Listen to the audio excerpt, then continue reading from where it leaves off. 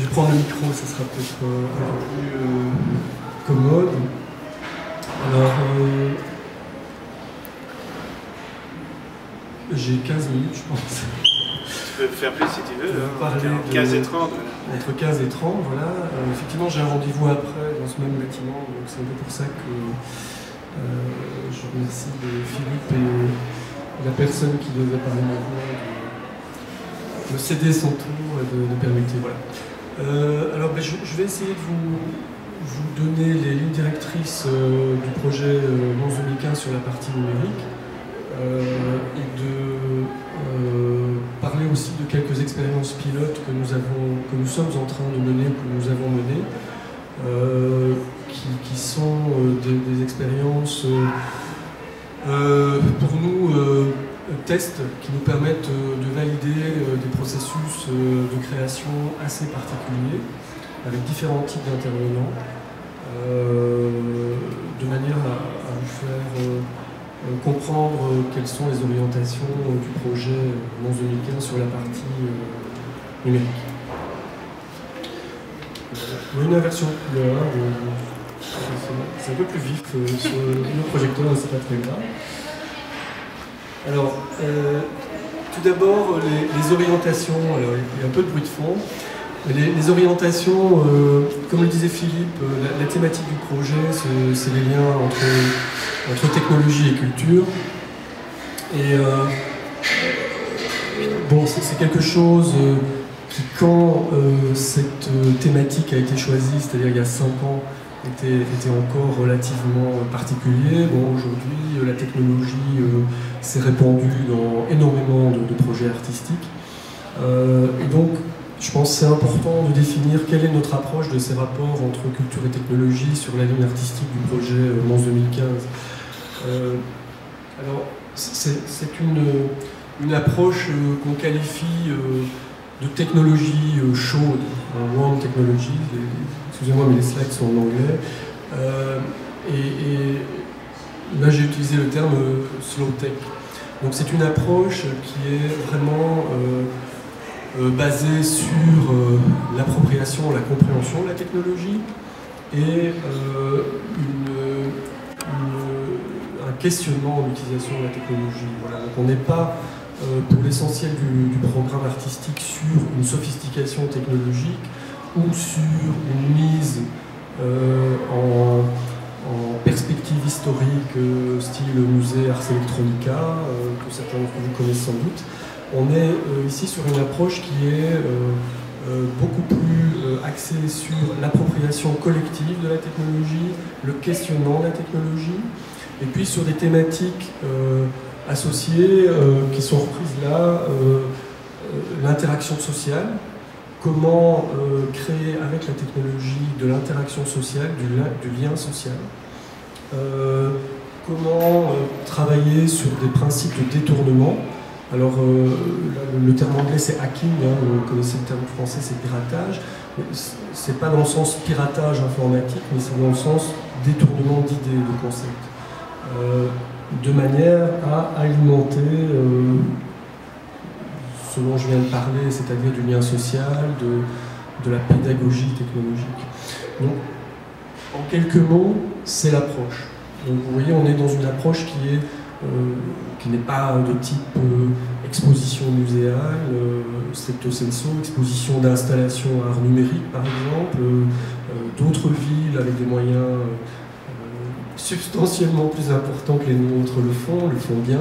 On est sur une approche qui se veut singulière et qui correspond aussi à une forme de travail qui a été faite à Mons depuis plusieurs années avec des projets. Philippe parlait de Technocité, et je vais y revenir. Des projets comme le CECN, le Festival VIA, qui nous ont permis sur plusieurs années de débuter ce type d'approche. Alors, en gros, il y a 4 axes de projets autour du numérique principaux. Ça ne veut pas dire qu'il y en aura d'autres. On est à 18 ou 19 mois du 1er janvier 2015, donc c'est à la fois très court, mais c'est à la fois très long à l'échelle du numérique. En termes d'évolution des technologies, d'évolution des pratiques, c'est un temps qui nous permet aujourd'hui d'identifier quel environnement technologique nous aurons en 2015. Il y a 1 an ou 2 ans, c'était relativement pas évident à anticiper, à assimiler. Je vais revenir avec un exemple, par exemple le Wi-Fi urbain. Il y a 1 an, on ne savait pas trop comment ces propositions allaient évoluer au niveau des opérateurs, de téléphonie, etc. Aujourd'hui, il y a des propositions concrètes en Belgique de mise à disposition par du Wi-Fi urbain. Donc évidemment, ça peut complètement changer l'approche qu'on peut avoir de projets artistiques dans le cadre d'une capitale européenne de la culture, puisqu'en termes de connectique, on peut envisager du Wi-Fi urbain gratuit en partie, ce qui évidemment change complètement la philosophie des projets qu'on peut envisager. Alors il y a quatre axes principaux de projets autour du numérique. Le premier, il y a eu ce qu'on appelle une bourse à projet, c'est-à-dire un appel à projet via le web qui a reçu 550 réponses, c'est-à-dire 550 personnes, associations, sociétés privées ont proposé un projet à la Fondation Mons 2015, et dans ce groupe de 550 projets, 22 projets ont été retenus, dont un certain nombre, 4 ou 5, intègrent des technologies numériques. Je vois une personne qui a, je pense, été lauréate d'un des projets, Cédric, qui a beaucoup travaillé avec Philippe Transculture et aussi au niveau du Festival VIA. Donc il y a 4-5 projets sur les 22 qui ont été choisis par le jury de la Fondation, qui était un jury indépendant, qui intègre des technologies numériques. Et puis, il y a un certain nombre de projets qui ne sont pas dans les 22 qui ont été sélectionnés, qui intègrent des composantes numériques et que nous allons étudier parce qu'ils sont intéressants et nous allons vraisemblablement les accompagner. Donc ça, c'est un premier groupe de projets.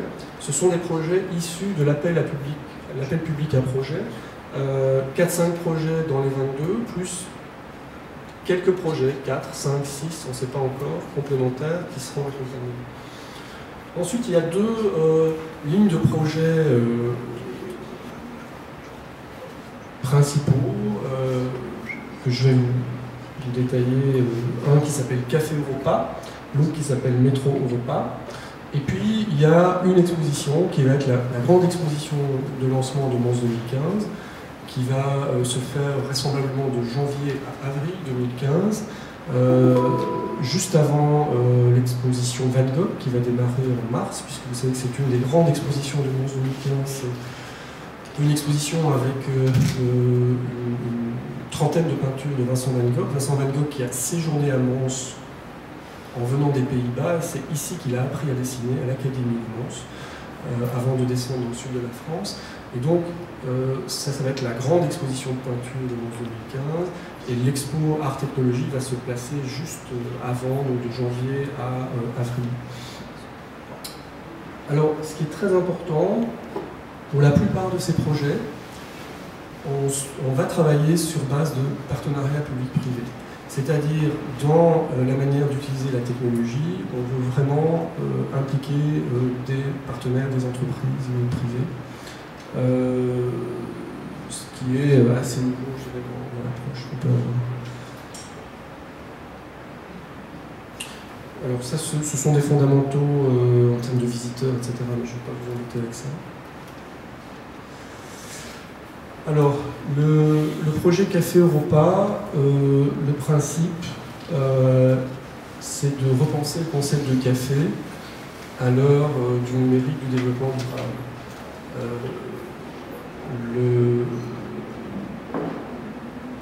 L'idée a été de trouver un concept de nouveaux lieux culturels qui puisse créer une certaine dynamique.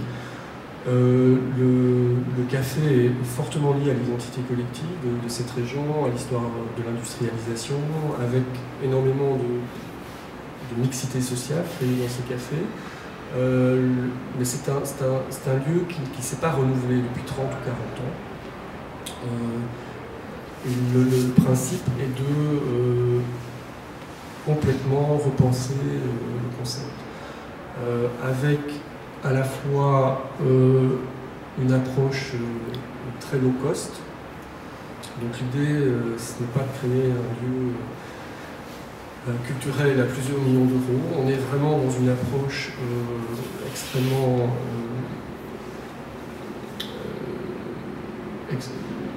basée sur le coût au mètre carré, qu'on essaie de minimiser au maximum.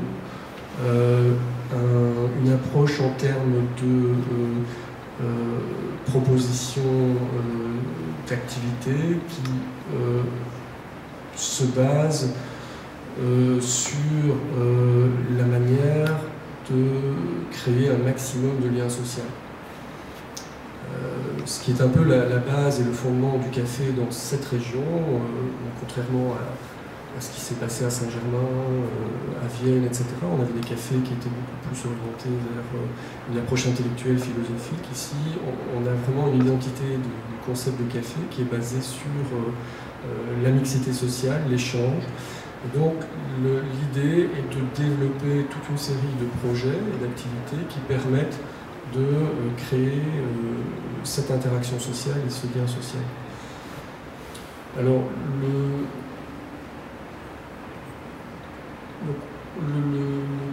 le timing, en fait, pour ce projet est de créer un prototype second semestre 2013, donc c'est tout de suite, de manière à créer une période de test entre le second semestre 2013 et fin 2014, de manière à tester toute une série de projets.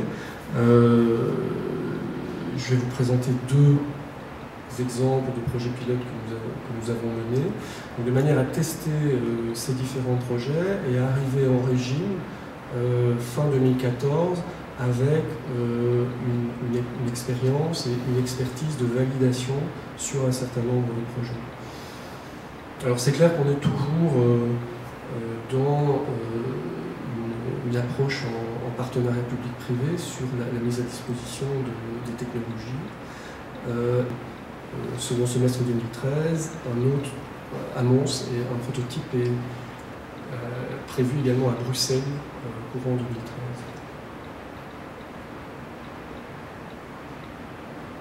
Alors l'idée c'est de créer 4 à 5 projets de café.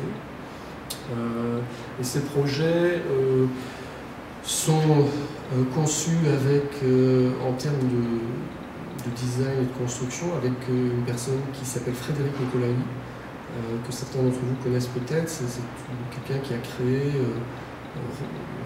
redynamisé le concept de café à Bruxelles. Donc, il a créé redynamisé des cafés comme le Belga, le Walvis, le Potemkin, toute une série d'endroits à Bruxelles. Et là, l'approche qui est faite est une approche basée sur un design modulaire et en partie déplaçable. Donc l'idée, c'est qu'on puisse avoir quelque chose de très flexible en termes d'espace et de mobilité, avec des coûts au mètre carré relativement faibles. Voilà. Alors l'expo de lancement, le principe, c'est de travailler sur une exposition basée sur la connectivité et d'utiliser le territoire urbain comme territoire d'exposition.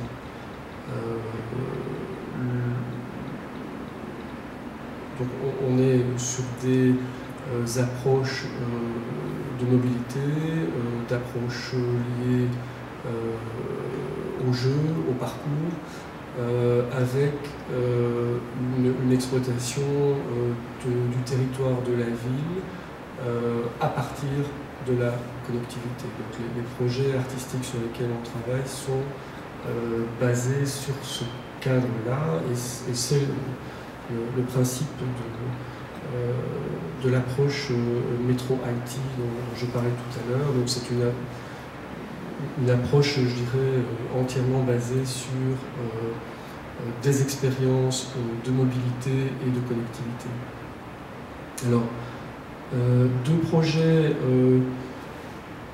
assez représentatifs quand je parlais de projet pilote tout à l'heure.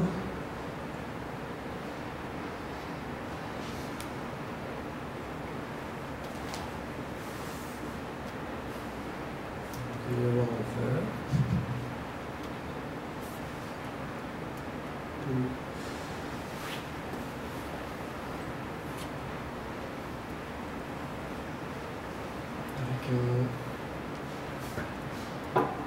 un petit écran coupé. Alors, le premier projet, c'est un projet que nous avons réalisé en 2012, donc on est dans des projets pilotes. C'est un projet de social gaming. Donc, social gaming, détournement du principe de jeu vidéo pour l'exploiter sur le territoire urbain, avec une ouverture à un maximum de participants. Donc le principe, on a travaillé avec un centre d'innovation que nous avons ici à Mons, donc qui est le centre d'innovation de Microsoft, sur la technologie Kinect, qui à ce moment-là était en bêta testing, comme on dit, donc qui n'était pas encore commercialisée, avec une société de jeux vidéo, une PME très dynamique qui s'appelle Fishing Cactus, qui est sur le parc Initialis, avec le centre de formation Technocité que je dirige au niveau de la création d'ateliers de production de jeux vidéo, et puis avec une direction artistique au niveau du manège.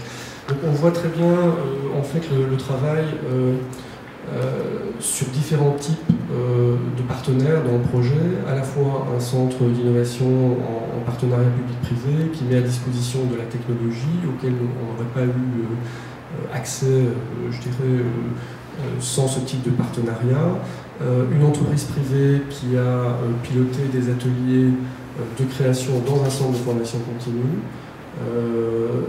et puis une direction artistique qui était faite à partir du manège. Et donc, à partir de cet écosystème très particulier, on a créé un parcours de jeux vidéo en site urbain qui consistait en 3 arrêts dans la ville, avec un fléchage au sol entre les différents arrêts, et qui était basé sur un événement de la Première Guerre mondiale qui était un peu oublié des habitants de Mons, qui s'appelle les Anges de Mons. C'est une bataille de la Première Guerre mondiale où un nombre réduit de soldats anglais ont battu un nombre 4 ou 5 fois plus important de soldats allemands, et qui est très connu dans le monde anglo-saxon. Et donc l'idée a été de faire redécouvrir cet événement de l'histoire aux jeunes de la région en développant ce parcours de jeux vidéo à partir de ce thème, je dirais, des Anges de Mons. Et d'autre part, l'idée était aussi, en travaillant sur l'espace urbain, de faire interagir un certain nombre de joueurs et la population au sens large avec le projet, de manière à ne pas en faire un xème jeu vidéo en ligne qui serait uniquement utilisé par une population, je dirais, de gamers. Ce qui est aussi très important, c'est la conception locale des contenus via des ateliers. Et donc voilà, on a là une série d'éléments qui correspondent assez bien au type de projet qu'on veut développer, et on imagine, suite au succès de ce projet, on imagine de pouvoir le développer et que les cafés-repas puissent être un centre de développement de ce type de projet, mais aussi un centre de départ d'un certain nombre de parcours qui utiliseraient ce type de technique. Alors, un deuxième projet, toujours avec un écran un peu coupé, c'est un projet d'ARG qui est en cours. Alors, ARG, pour ceux qui ne connaissent pas, ça veut dire Alternate Reality Game. Donc c'est un jeu vidéo qui se passe à la fois dans le réel et dans le virtuel.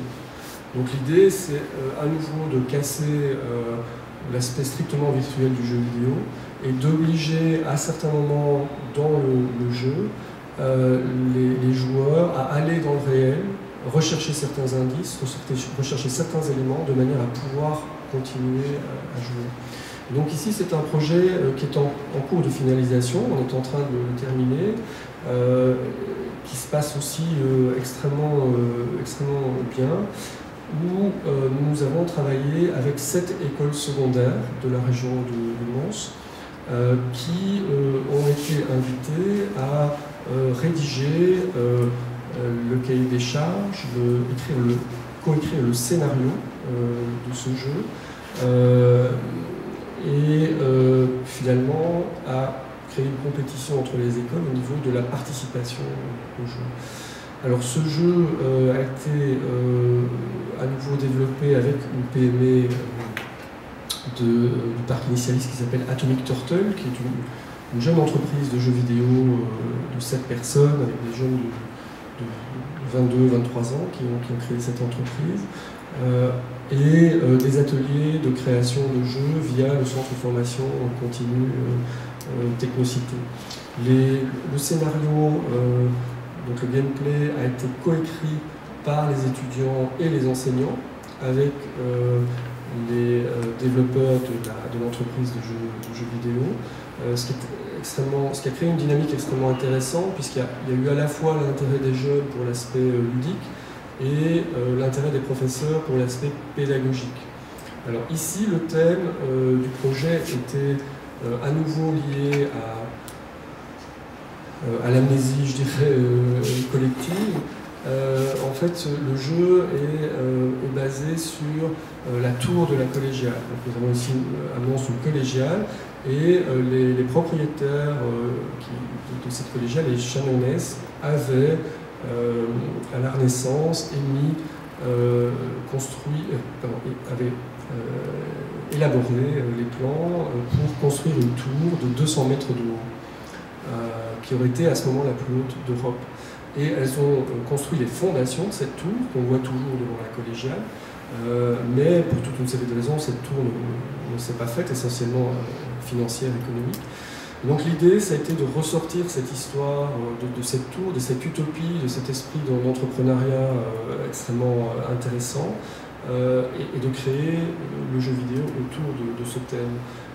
Et donc, au niveau des enseignants, évidemment, il y a toute une série d'éléments historiques intéressants qui leur a donné un rôle dans le processus de création qui n'était pas simplement basé sur le ludique. Alors la partie de développement du jeu a été fait, donc le développement strictement logiciel par la société Atomic Turtle, et le développement graphique, c'est-à-dire des personnages, des décors, est fait avec une école d'enseignement artistique Saint-Luc à Mons. Donc c'est également une école d'enseignement secondaire, 12-18 ans, via des ateliers à Technocité. Donc ce jeu est en cours de finalisation, et c'est un ARG. Donc il y aura toute une série d'éléments dans la ville, et à un certain moment dans le jeu, les jeunes qui joueront individuellement école contre école devront aller récupérer des indices, des tags 2D dans toute une série d'endroits de la ville et dans la collégiale, et donc sont obligés de s'intéresser à un certain nombre d'énigmes avec un contenu pédagogique. Voilà. Donc ce sont deux exemples qui montrent le type de projet pilote que nous menons. Et vous voyez, ce sont des projets qui sont à la fois complexes, puisqu'il y a des intervenants très variés en termes de public. Il y a des partenaires privés, il y a des majors, il y a des PME, il y a un centre de formation continue capable d'organiser des ateliers, je dirais, de production. Il y a des écoles avec intervention des enseignants, des étudiants. Et donc nous sommes dans cette phase d'expérimentation d'un certain nombre de projets. Là, je vous ai présenté deux projets autour du jeu vidéo. Et je pense que vous tournez, je dirais, les approches de jeux vidéo pour avoir quelque chose, des projets qui sont assez novateurs et particuliers dans leur approche. On a d'autres projets en cours dans l'année 2013, notamment autour de l'innovation sociale. Donc comment recréer du lien social à partir d'outils ou de projets numériques. Mais ces projets sont en genèse et c'est un peu tôt pour vous en parler. Voilà, je pense que j'ai épuisé les 15 minutes et que j'ai pu vous donner une image de où nous en sommes et des orientations qui sont prises. Voilà. Je ne sais pas s'il y a des questions. Oui. Au niveau du jeu, la ARG, Oui. ça vous a demandé combien de temps de développement et ça représente quel type de budget? Alors, la grande particularité des mécanismes qu'on met en place, c'est qu'en fait, on est dans du partenariat public-privé, et donc on est sur des coûts qui restent relativement faibles.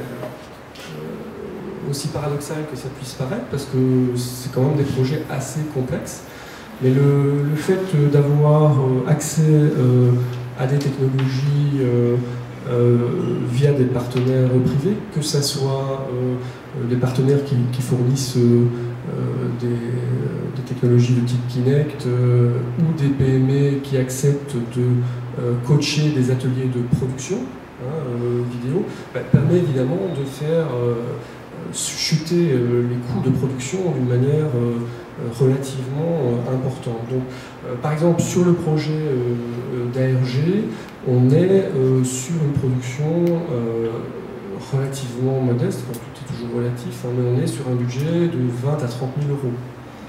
Même chose pour le projet de social gaming. Donc on est vraiment sur des coûts de production relativement bas, mais c'est lié en fait au mode de production qui est vraiment très très particulier. Et le fait d'avoir les partenaires privés et des ateliers de production qui créent en partie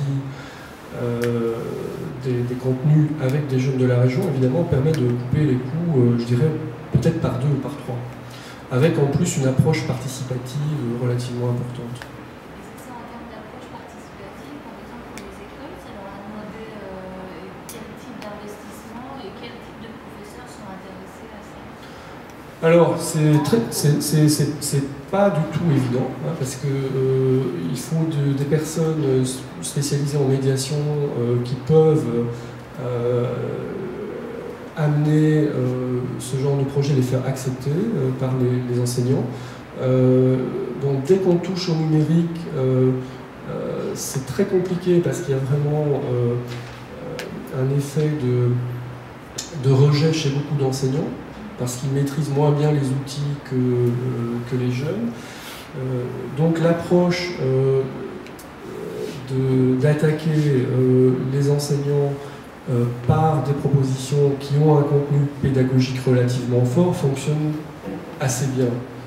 C'est-à-dire que ça leur permet d'exister dans le projet autrement que simplement par de l'accompagnement de développement de jeux vidéo où ils seraient de toute façon un peu marginalisés par les jeunes. Mais il y a une médiation très importante à opérer qui dépend aussi souvent des individus. Je dirais d'une école à l'autre, d'un enseignant à l'autre, on peut avoir des dynamiques très très importantes, très très différentes, pardon. Et nous, notre problème, en tout cas au niveau de Mons 2015, c'est qu'on veut faire participer toutes les écoles. Et donc on se retrouve, par exemple, dans ce projet d'ARG, on a 7 écoles qui participent, et ce qui est compliqué, c'est évidemment de garder une dynamique d'ensemble, voilà, parce qu'à certains moments, il y a des profs qui sabotent ou qui ne sont pas contents, pas d'accord, etc. Et donc il y a vraiment un travail de médiation très très important à faire. Et donc là, on a une personne entièrement dédiée à ce travail de médiation au sein de la fondation et qui le fait très bien. C'est Lucie Fourier. Elle est extrêmement efficace, mais c'est un travail très compliqué. Et c'est vrai que la réussite de ce genre de projet est vraiment liée à, je dirais, à 50% minimum à cette médiation.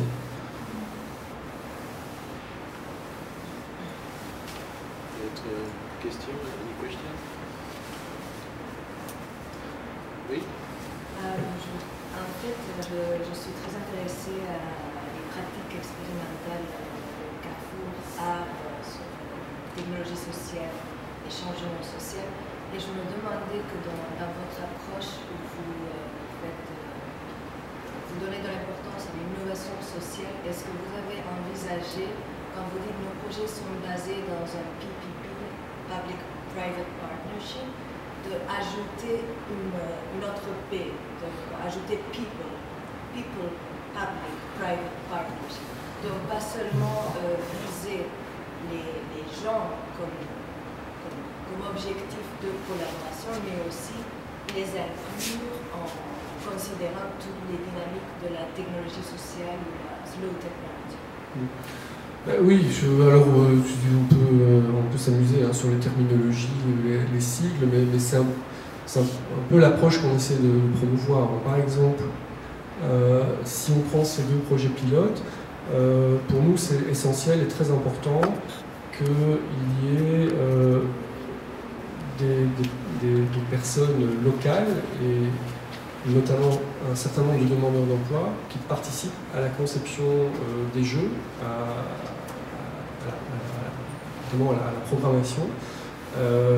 Et c'est vraiment pour nous un élément fondamental dans le projet. Alors sur les projets plus spécifiques d'innovation sociale, sur lesquels on est un peu moins avancé que ces projets pilotes que je vous présente, parce que ça va plutôt se faire les premiers projets pilotes d'innovation sociale vont se faire au second semestre 2013. C'est clair qu'on est alors on pourrait appeler ça PPP, 4P, on est un peu dans cette approche-là, c'est-à-dire comment avoir cet aspect un peu crowd, qui est un peu trendy pour l'instant, mais alors qu'on peut trouver un peu ici dans la conception, à la création de certains contenus. Et donc on a toute une série de réflexions sur cette approche-là. Mais encore une fois, c'est des approches qui ne sont pas faciles. Donc ce qu'on veut faire, c'est de tester certaines de ces approches sur le second semestre 2013 et 2014, de manière à avoir une évolution, à voir comment les choses répondent, et de manière à pouvoir être en 2015 prêt, en ayant validé un certain nombre de projets et de concepts. Voilà. Oui. Tu as dit plusieurs fois, si on prend ces jeux, est-ce que ça veut dire qu'ils peuvent ne pas être pris? Dans ce cas-là, que deviennent-ils? Enfin, ce qui a été développé tout du moins. Et quels seront les critères qui seront définitivement pris ou sélectionnés du projet? Alors, le premier projet dont j'ai parlé de social gaming a été une réussite. C'est un projet qu'on a fait en mars-avril 2012. Donc quand je dis si, c'est parce que c'est des projets pilotes. Donc, oui, non, mais j'ai dit. Il faut valider si ça fonctionne ou pas. Donc le projet de social gaming a été vraiment une belle réussite. Et donc c'est clair que ce projet, alors spécifiquement ce projet-là sur les anges de Mons, et puis d'autres projets du même type qu'on va développer, sont maintenant partie prenante de ce qu'on va développer sur 2015. Le second, l'ARG, il est en cours de finalisation, donc on ne l'a pas encore validé. Donc c'est pour ça que j'utilisais une forme conditionnelle.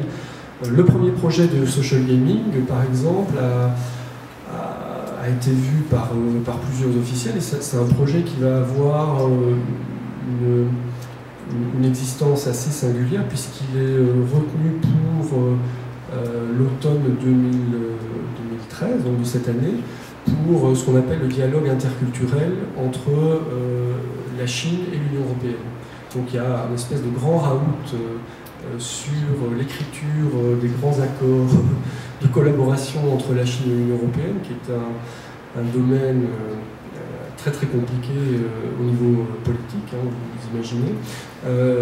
Et en deçà, en accompagnement de ces discussions politiques, il y a un certain nombre de propositions artistiques qui sont faites. Et donc,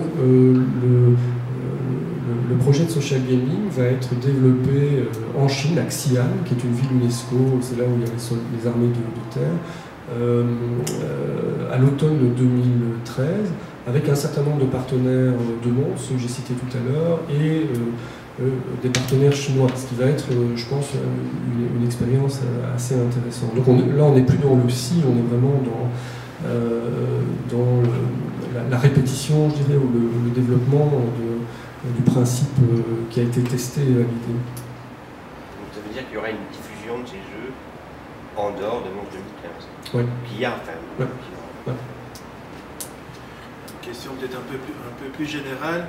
Est-ce que, même au-delà de Monde 2015, toi qui es aussi à la lisière de la culture, de l'économie, de la technologie dans tes diverses activités, est-ce que ce terme d'industrie créative, on peut dire que là, il est vraiment au cœur de Monde 2015, c'est-à-dire une vision culturelle qui est élargie à plein d'autres secteurs avec la technologie comme dénominateur commun?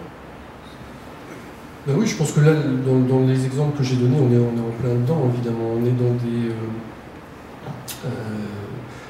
dans des approches qui sont plus strictement artistiques, mais on voit vraiment un enchevêtrement de partenaires technologiques, de partenaires publics, privés, dans la conception d'un projet artistique. Et donc c'est une chimie très particulière qui, je pense, est assez révélatrice de cette évolution dans les industries créatives. Alors les industries créatives, il y a énormément de définitions du terme, mais je pense qu'on est vraiment dans une évolution au niveau des écritures et des contenus, et en tout cas sur un certain nombre de créations artistiques qui utilisent les technologies numériques du monde de l'entreprise. On a été assez précurseurs dans ce domaine-là, c'était pas du tout évident au début. Je me souviens, on avait trouvé que le meilleur moyen pour que les gens se parlent, c'était les gens du domaine strictement artistique et d'entreprise technologique, c'était d'organiser des cours de cuisine, ce qui permettait, en étant sur un tout autre terrain, parce qu'on avait essayé des séminaires, des rencontres, des présentations, etc. Et c'était très compliqué d'articuler des collaborations. Et en nous plaçant sur un tout autre terrain, qui était d'organiser des cours de cuisine où tout le monde devait faire sa sauce mayonnaise ensemble, ça créait une chimie de discussion et de collaboration qui avait permis de déclencher un certain nombre d'étincelles et de projets. Donc ça, c'était il y a 4 ou 5 ans, donc on est dans une époque d'accélération technologique, c'est presque la préhistoire. Aujourd'hui, on voit très clairement que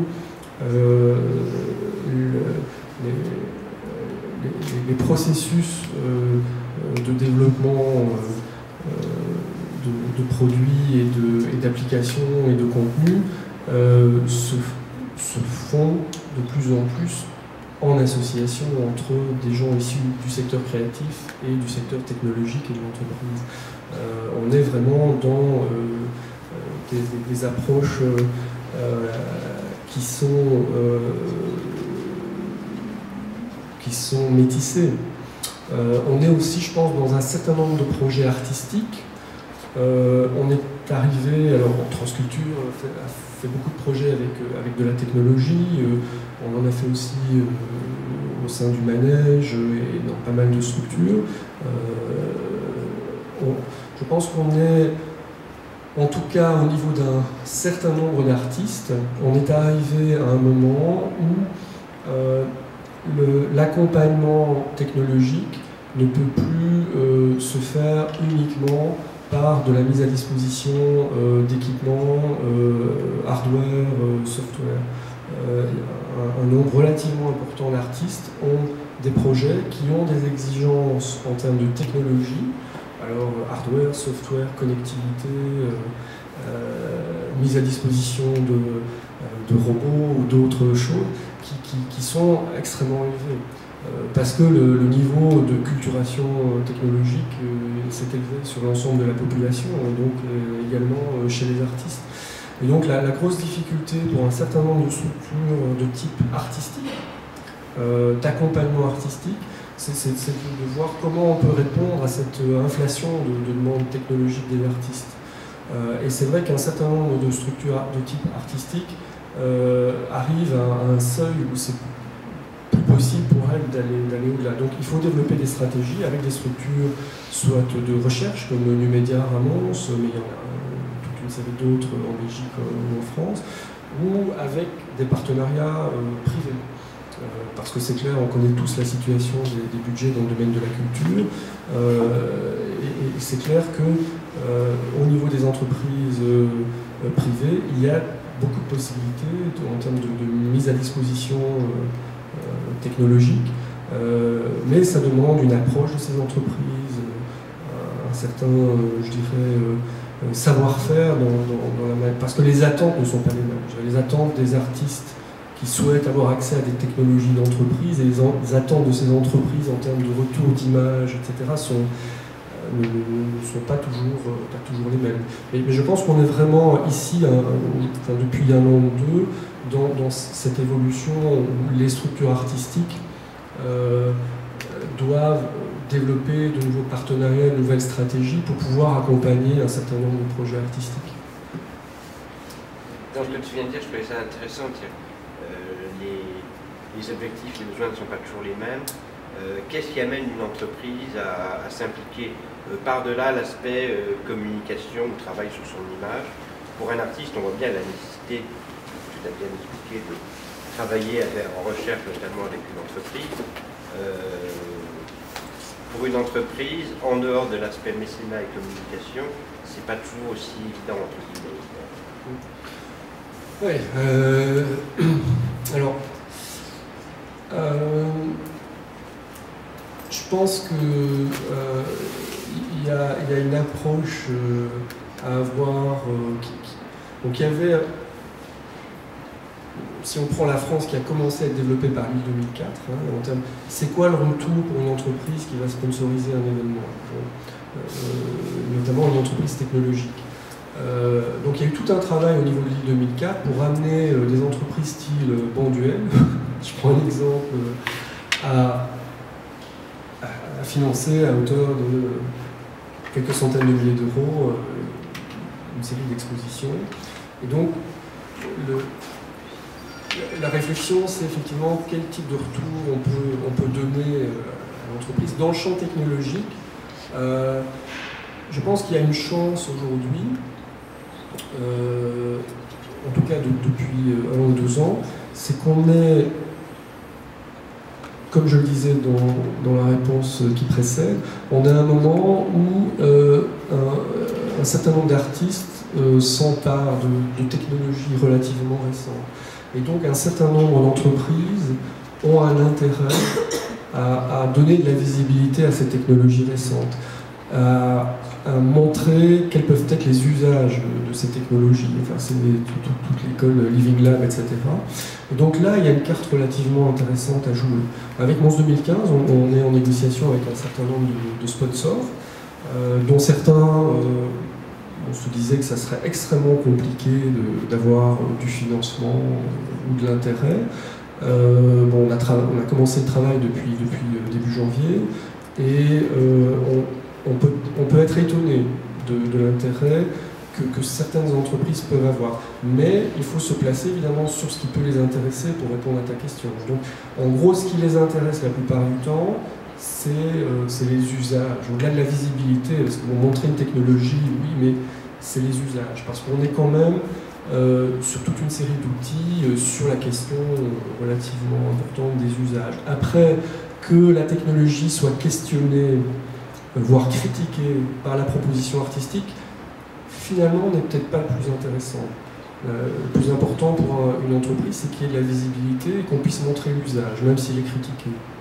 Donc il y a des chemins qui ne sont pas nécessairement évidents, mais je pense qu'on est à un moment qui permet de faire certaines choses. Voilà. Et ce n'est pas facile. Et est-ce que tu as rencontré, qu'il y a des entreprises qui répondaient à cette espèce de idée que les artistes pouvaient permettre à des entreprises, souvent à l'aspect recherche et développement, d'ouvrir des pistes de recherche auxquelles les ingénieurs ou les entreprises n'avaient éventuellement pas pensé? Alors ça, c'est plus compliqué. C'est un petit peu le fantasme, je pense, de pas mal de responsables de structures artistiques, c'est de dire, bon tiens, les ingénieurs et les artistes sont assez proches en termes d'innovation, de recherche, etc.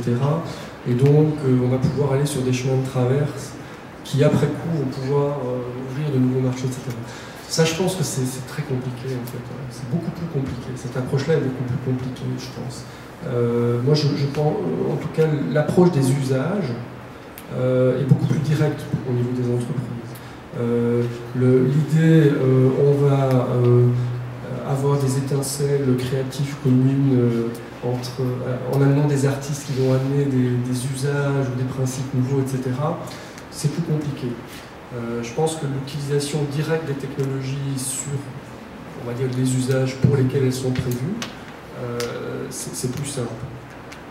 Le détournement, le hacking, on va dire, de technologies par des artistes qui permet d'aller sur des nouveaux chemins de traverse qui ouvrent de nouveaux marchés, personnellement, j'y crois pas. C'est compliqué, c'est beaucoup plus compliqué à faire passer auprès des entreprises. Il y a des structures, notamment à Grenoble, l'atelier Art Science travaille beaucoup avec le CEA sur cette approche-là, mais elle est quand même... j'ai pas mal d'échanges avec Antoine, Conjar, etc., mais c'est beaucoup plus compliqué, à mon avis. Ouais. On est d'accord. Oui. J'ai bien entendu ta réponse concernant ce que Mons pouvait apporter en termes de visibilité pour les sponsors. Mais je pense que c'est une structure comme la Fondation Mons 2015 ou des structures établies comme Technicité, Technofutur peuvent avoir un discours comme ça. Et je pense qu'au niveau des artistes eux-mêmes, ils n'ont pas les droits pour aller chercher ce genre de... Non, tout à fait, oui, non, ça je suis 200% d'accord. Alors oui, donc... C'est deux niveaux... Oui, bien sûr, oui, donc ça, on est 200% d'accord. Après, je pense qu'il y a des moyens pour peut-être élargir l'accès à ces dynamiques-là à un nombre relativement large d'artistes. On a des réflexions en termes de coopératives du type numérique qui permettraient de mettre à disposition de manière relativement large des outils logiciels ou hardware.